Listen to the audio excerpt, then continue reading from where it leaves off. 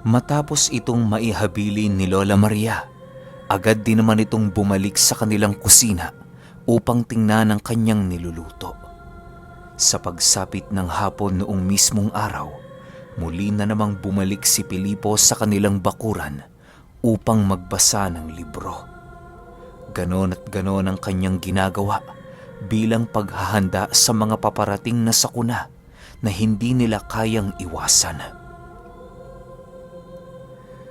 Bago sumapit ang takip silim, bigla namang naantala si Pilipo sa kanyang pagbabasa ng makasilay siya ng isang lalaking papalapit sa kanilang tahanan. Nakasuot ng itim na damit ang lalaking yon at meron itong daladalang piko. Ikaw ba si Pilipo? Tanong ng lalaki paglapit nito sa bakod ng kanilang tahanan. Oo, ako nga. Bakit ho, Ginoo? Tanong naman dito ni Pilipo. Matapos niyang makapagsalita, agad din naman niyang nilapitan ang lalaki upang tanungin sa kung ano ang nais nito sa kanya.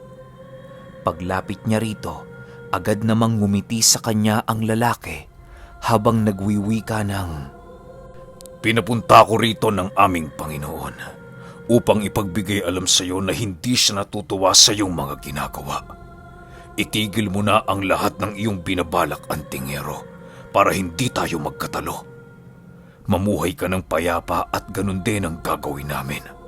Subalit kung ipagpapatuloy mo ang pagpatay sa aming mga kaanak, mapipilitan kaming maglunsad ng digmaan laban sa iyo. Ikaw laban sa aming hukbo. Isama mo na ang 3 angkan na meron ding galit sa iyo. Matapos itong marinig ni Pilipo, agad naman niyang hinawakan ang kanyang sinukuan upang sindakin ang nilalang. Subalit bago pa man niya magawa ang bagay na yon, tuluyan ang naglaho sa kanyang harapan ng kanyang kausap. Dahil sa mga pangyayari, agad din naman siyang lumabas ng kanilang bakuran upang sundan ang nilalang. Subalit kahit saang lupalop man siya noong tumungo, hindi na niya nagawa pang ito ay masilayan. Nang mapagtanto ni Pilipo na hindi na niya mahanap ang panauhin, agad naman niyang tinahak ang daan pabalik ng kanilang tahanan. Sa pagpapatuloy ng kanyang paglalakad, bigla naman siyang hinarang ng iilang mga lalaking merong mga baho ng aswang. Nakatitig ang mga ito sa kanya habang patuloy na naghahagik-gikan. Mamamatay na din ang antingerong yan! Mamamatay na din ang antingerong yan!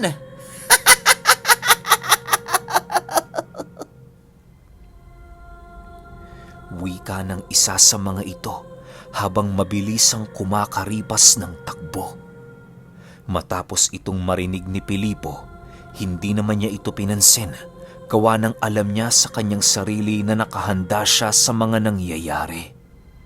Hindi rin basta-bastang natitinag itong si Pilipo dahil sa tangan niyang mutyang hindi rin basta-basta.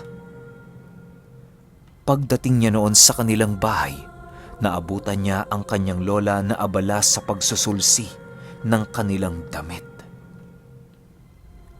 O apo, kumain ka na dyan. Wika ni Lola Maria pagsilay nito sa kanya. O hola, sige ho. Sagot naman ni Pilipo. Matapos niyang kumain, agad din naman siyang pumasok sa kanyang silid upang magpahinga. Akala niya magiging payapa noon ang kanilang pagtulog, subalit pagsapit ng hating gabi, bigla na lamang nagulantang si Pilipo nang makarinig siya ng isang napakalakas na pagsigaw na nanggagaling sa kanilang kapitbahay. Dali-dali siya noong tumayo sa kanyang hinihigaan at dahan-dahang sumilip sa dingding ng kanilang tahanan. Maging si Lola Maria noon ay nagising na dahil sa paulit-ulit na pagsigaw ng kanilang kababaryo. La, pakisara ho ang pinto. Lalabas ako. Wika ni Pilipo.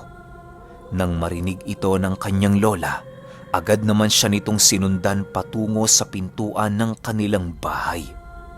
Paglabas niya roon, agad naman niyang pinagmasdan ang buong paligid at doon tumambad sa kanya ang 3 aswang na nasa itaas ng bubong ng kanilang kapitbahay. Lumilipad ang isa sa mga ito, habang ang 2 naman ay animoy pilit ipinapasok sa loob ng bahay ang kanilang mga hiblang mga dila. Nang masipat ito ni Pilipo, agad naman siyang nag-ipon ng mga buhay na salita sa kanyang kamao na siya ring mabilisan niyang ibinato sa mga nilalang. Tinamaan noon ang lumilipad na aswang na siyang naging sanhi upang bumagsak ito sa lupa. Matapos itong masilayan ng 2 pa nitong kasama, agad naman itong tumitig kay Pilipo habang nag-aangil. Aba! Anong gagawin nyo? Papatayin nyo ako? Sige, lumapit kayo! Wika ni Pilipol habang patuloy na pinagmamasdan ang mga nilalang. Nang masipat niyang susugod na yon sa kanyang kinaroroonan, hinayaan lang naman niya ang mga ito sa kanilang nais gawin. Sa isip-isip ni Pilipo, mas mainam na sila na ang sumugod sa kanya upang hindi na siya mahirapang habulin ang mga ito. Maya-maya pa, bigla namang natigilan si Pilipo nang masipat niyang biglang lumundag ang 2 aswang patungo sa kanyang kinaroroonan. Animoy hindi nito nararamdaman ang kanyang presensya na siyang labis naman niyang ikinatuwa. Hindi pa man nakakalapit sa kanya ang mga demonyo, laking gulat na lamang ng mga ito nang masipat niya itong nakatitig habang dahan-dahang nagwiwika ng, "Nagkakamali kayo ng kinakalaban." Kasabay ng pagwika nito ay siya namang mabilisan niyang paghawak sa mutya ng sinukuan habang patuloy na tinatawag ang armas na lumilitaw lamang kapag nasa panganib ang kanyang buhay. Pagsilay ng mga aswang sa paglitaw ng isang malakarit ni kamatayan, bigla na lamang nagsipulasan ang mga ito sa iba't ibang direksyon ng baryo. Hindi naman ito hinayaan ni Pilipo sa pamamagitan ng paggamit ng isang abilidad ng mutyang kanyang tangan. Pagsiyukuan noon ng mga punong nasa paligid, bigla namang bumagsak ang 2 aswang dahil sa paglapit ng mga ito sa aninong naroon sa nakayukong puno. Bagamat paralisado ang buong katawan ng mga ito, hindi pa rin sila tumigil para mailigtas ang kanilang mga sarili sa kamay ni Pilipo. Ilang minuto pa ang lumipas, bigla namang napatahimik ang mga ito nang marinig nilang nag-uumpisa ng maglakad papalapit sa kanila si Pilipo habang hinihila ang karit nitong tangan-tangan. Pagsilay nila sa kinaroroonan nito, bigla namang binalot ng takot ang kanilang buong katawan dahil sa pagliliwanag ng mga mata ng antingero habang nakatitig sa kanila. Dagdag kilabot din noon para sa mga aswang ang pagngisi ni Pilipo na parabang isa itong nakakatakot na nilalang.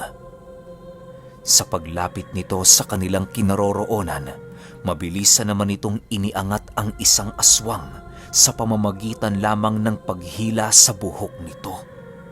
Kahit nagmamakaawa na noon ang nilalang, tila ba naging sarado na ang puso ni Pilipo sa mga ganoong uri ng demonyo. Sabihin mo, saang uri kayo nabibilang? Magsabi ka ng totoo, dahil ang isasagot mo ang magdedesisyon sa buhay mo ngayon. Wika ni Pilipo habang patuloy na sinisindak ang nilalang. Upang mapatunayan niyang wala siyang awang ipapakita sa mga ito, inutusan niya ang isang anino ng puno na tunguhin ang aswang na kanyang natigalpo.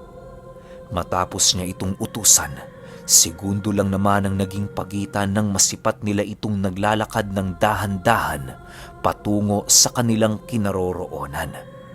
Sa puntong yon, hindi na namang maiwasang magulat ng dalawang aswang sa kanilang mga nasilayan. Paano mo nagagawa yan? Anong tao ka? Teka, tao ka ba talaga? Gulat na tanong ng isang aswang. Kasabay ng pagwika nito ay siya namang pagngisi ni Pilipo habang dahan-dahang itinataas ang kanyang karet. Bago pa man makalapit sa kanila ang nilalang na kanyang tinawag, bigla naman niyang hinataw ng karit ang ulo nito na siyang naging sanhi upang gumulong ang ulo ng aswang sa lupang kanilang kinaroroonan.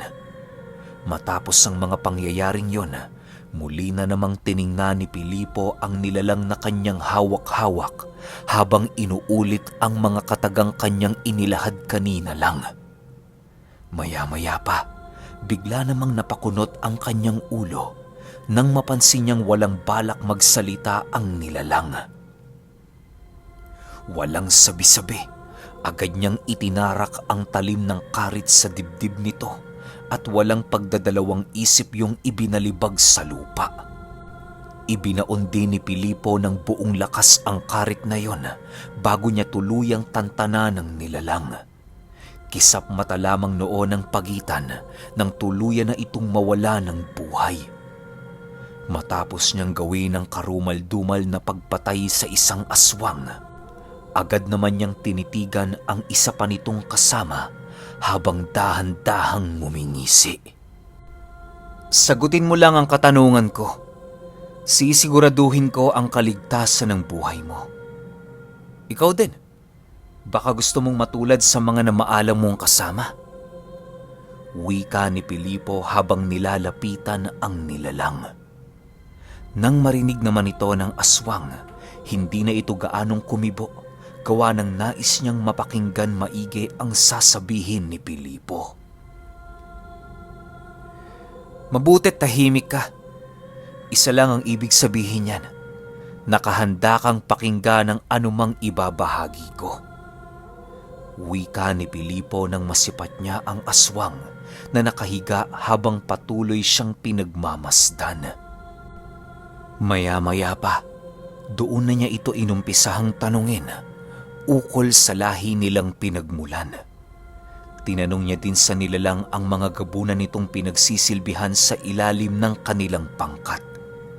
Maliban sa mga bagay na yon, inalam din ni Pilipo ang pinagpupugaran ng mga ito na para bang meron siyang balak na lusubin ang isang baryo ng mga aswang. Huwag mo nang pangaraping malipol pa ang lahi namin. Napaka-imposible ng iyong binabalak kung wala kang ibang kasama. Para matalo mo ang gabunan ng aking angkan, kinakailangan mo ng pinagsanib na puwersa ng humigit sa 20 antingero. Huwag mo kaming mamaliitin, antingero. Ikaw din. Baka sa huli magsisi ka. Pagmamayabang ng aswang. Tumahimik ka. Hindi ko kailangan ng payo mo. Baka nakakalimutan mo. Hawak ko ang buhay mo ngayon. Anumang paninindak na manggagaling sa'yo, maaaring magdulot ng kamatayan mo. Kaya kung ako sa'yo, pag-iisipan kong maigi ang anumang lalabas na kataga sa aking bibig. Sagot naman dito ni Pilipo. Matapos nilang mag-usap, agad din naman niyang kinaladkad ang nilalang patungo sa masukal na parte ng kanilang baryo. Ipinakuha niya din noon ng 2 bangkay sa mga engkantong nagmamasid sa paligid nang sa gayoy walang makitang bakas ang kanyang mga kababaryo ukol sa naganap na labanan. Pagdating nila sa bukana ng gubat, agad naman niyang kinumpronta ang aswang tungkol sa eksaktong kinaroroonan ng kanilang baryo. Noong una, nagmamatigas pa ito, subalit nang muling inilabas ni Pilipo ang kanyang sandata, bigla naman itong umamo na parang tupa. Sa pagpapatuloy ng kanilang paglalakad, tuluyan na nga silang nakalabas sa baryo ng Tinapian. Nadapo na sila noon sa karatig lugar kung saan kilala bilang tahanan ng mga dalubhasang manlalason. Alam na alam ni Pilipo ang lugar na yon, gawa ng putok sa kanilang baryo ang minsang pamiminsala ng mga manlalason. Bagaman naging palaisipan sa kanya ang pagtungo nila roon, nananatiling kampante at tiwala naman si Pilipo sa itinuturong direksyon ng aswang. Siguraduhin mong tama ang lugar na binabagtas mo. Hindi ko kayang patawarin ang anumang magiging pagkakamali mo kapag nagkataong niloloko mo ko. Wika ni Pilipo habang naglalakad sila ng dahan-dahan sa gilid ng baryo ng mga manlalason. Paglagpas nila roon, agad namang itinuro sa kanya ng nilalang ang isang bundok na halos tubuan na ng napakaraming puno ng nyog. Diyan kami namumugad. Pero ang aming reyna at mga gabunan ay wala dyan. Nais man kitang tulungan pero hindi ko kasi alam ang kasalukuyan nilang kinaroroonan. Wika ng aswang habang itinuturo ang nyogan. Matapos itong marinig ni Pilipo, agad naman niyang inumpisahan ang kanyang paglalakad papaloob sa sinasabing pugad ng aswang. Sa kasagsagan noon ng kanilang pag-usad, ramdam na ramdam niya ang pagngisi ng nilalang na parabang kampante na ito sa kanyang buhay. Hinayaan lang naman ito ni Pilipo sa kadahilanang alam niya sa kanyang sarili na hindi niya ito bubuhayin kahit anuman ang mangyari. Maya-maya pa, bigla naman siyang natigilan sa kanyang paglalakad nang maramdaman niya ang napakaraming aswang na nagmamasid sa bawat sanga ng nyog. Pagsilay niya sa itaas ng bahagi na kanyang kinaroroonan, doon bumungad sa kanya ang mga malapaniking nilalang na nakasabit sa bawat dahon ng nyogan. Ilang segundo pa ang lumipas, bigla naman siyang napayuko nang masipat niya ang pagsugod ng iilang mga demonyong nagsisiliparan sa paligid. Nararamdaman niya din noon ang pagpupumiglas ng kanyang bihag kung kaya't napagpasyahan na niyang tapusin na ang buhay nito. Nang makawala ang aswang sa kanyang pagkakahawak, bigla na lamang itong napasigaw ng masipat niya ang karet na dahan-dahang bumabagsak sa kanyang katawan. Kisap mata lamang noon ang pagitan nang tuluyang tumarak yon sa katawan ng aswang na mabilisan itong ikinamatay. Matapos itong gawin ni Pilipo, agad naman siyang tumayo sa kanyang pagkakayuko habang patuloy na pinagmamasdan ang halos hindi mabilang na mga aswang. Ilabas ninyo ang pinuno ninyo! Nais ko siyang makausap. Huwag kayong mag-alala. Kapag hindi ko nagustuhan ang tabas ng kanyang dila, isusunod ko kayo sa kanya! Sigaw ni Pilipo habang patuloy na pinagmamasdan ang napakaraming nilalang. Matapos itong marinig ng mga aswang, agad namang nagsiliparan ang mga ito habang patuloy na umaangil. Ilang minuto pa ang lumipas, bigla namang humarap sa kanya ang isang napakagandang dilag habang nagwiwika ng, Bakit, Ginoong Pilipo? Ano ang kailangan mo? Wika nito habang patuloy siyang inaakit. Hindi naman nagpatinag ang damdamin doon ni Pilipo sa kadahilanang alam niya sa kanyang sarili na isa yung patibong. Maya-maya pa, bigla naman niyang tinitigan ng seryoso ang nilalang habang sumasagot ng, Ikaw ba ang pinakapinuno ng angkang ito? Oo, Pilipo. Ako nga. Bakit? May problema ka ba? Talagang magkakaproblema ka kapag nalaman ito ng aming reyna. Sagot naman ng babae. Nang marinig ito ni Pilipo, agad naman niyang tinawag ang kanyang sandata at kasabay nito ang mabilisan niyang pagsugod sa nilalang. Agad namang nagsipulasan ang lahat ng mga aswang sa paligid nang masipat siya nitong sumusugod. Hindi na noon nagawa pang makatakas ng babaeng aswang sa kadahilanang nagawa niyang mahawakan ang pakpak nito bago ito tuluyang makalipad. Nagsisisigaw pa noon ang pinuno ng mga aswang. Subalit hindi na yun sapat upang magawa niyang makatakas sa kamay ni Pilipo. Maya-maya pa, bigla namang umangil ang nilalang na yon nang maramdaman niyang binabali ng antingero ang dalawa niyang pakpak. Nang hindi pa nakontento si Pilipo sa kanyang ginagawa, agad naman niyang itinaas ang kanyang hawak-hawak na karet at mabilisang tinapyas ang pakpak ng aswang. Sa puntong yon, wala nang nagawa ang nilalang kung hindi ang magsisisigaw habang mabilisang dumadapa sa lupa. Lumapit na doon ang iilan nitong mga kasama upang mailayo siya sa mga kamay ni Pilipo. Ilang minuto pa ang lumipas, bigla namang natigilan ang lahat ng naroon nang inilabas ni Pilipo ang kanyang mutya ng sinukuan. Lahat ng mga nyog noon sa paligid ay nagsiyukuan na siya namang labis na ikinagulat ng mga aswang. Ang iilang mga mahihinang loob na kasama ng mga demonyo kasabay na lumuhod ng mga nyog sa harapan ni Pilipo. Kahit anong gawin noon ng mga aswang para gisingin ang iba pa nilang mga kasama, hindi nila ito magawa dahil sa parabang tuluyan ng nanakaw ang wisyo ng mga ito.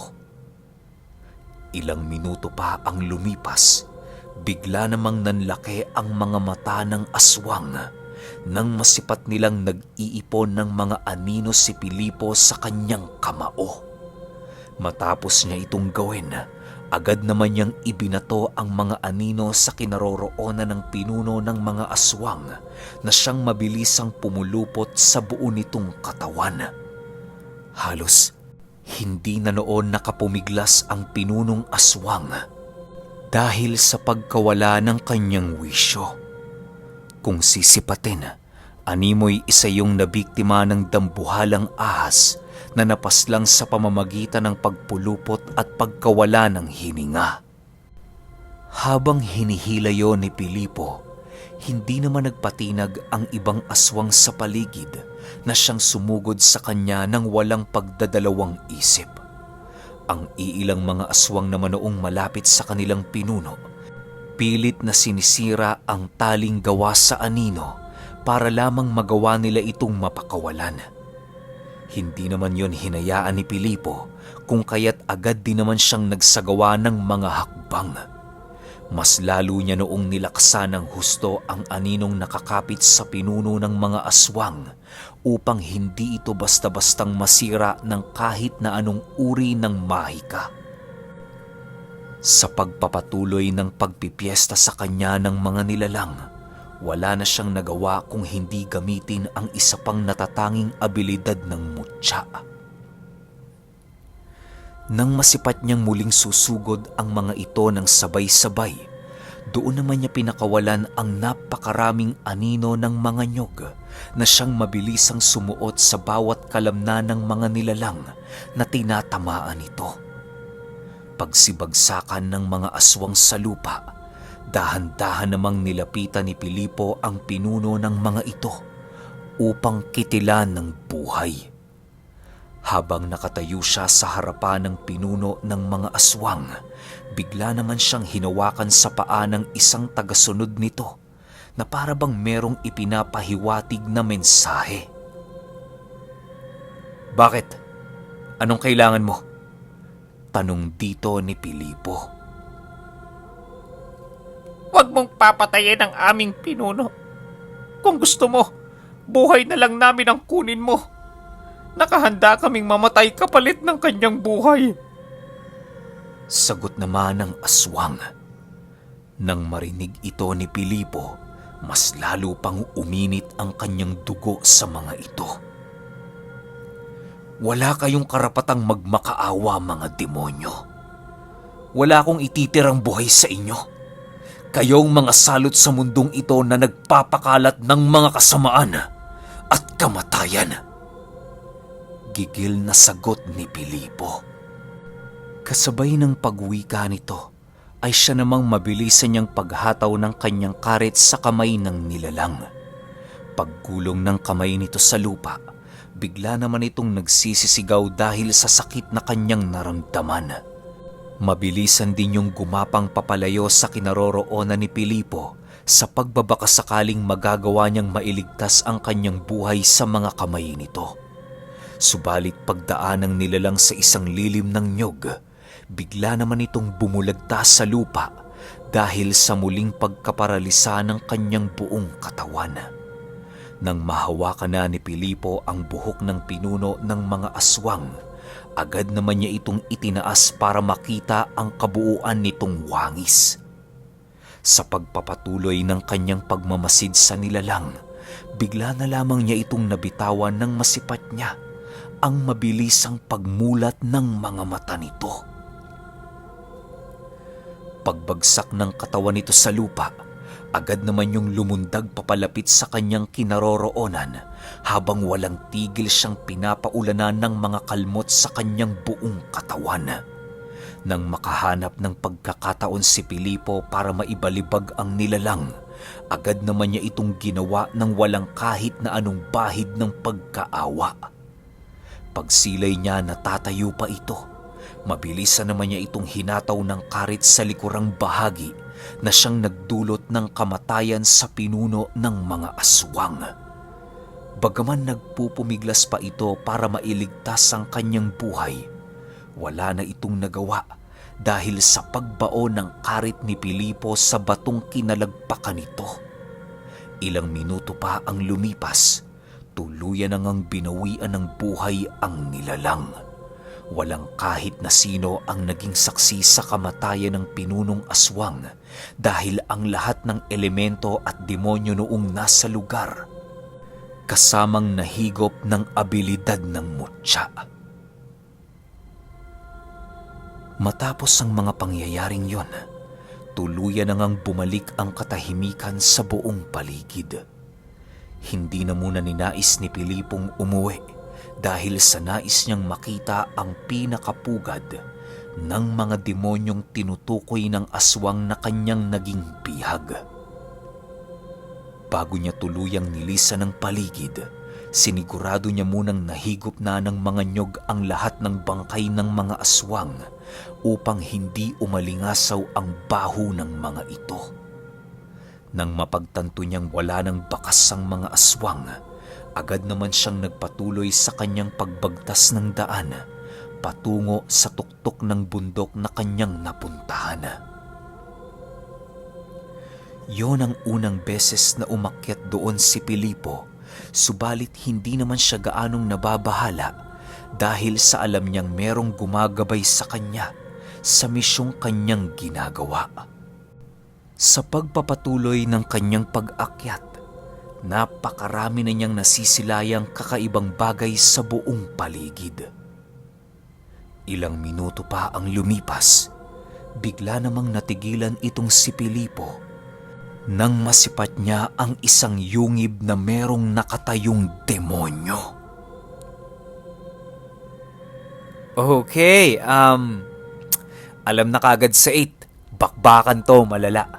Pahintay na lang ako, ha. Salamat.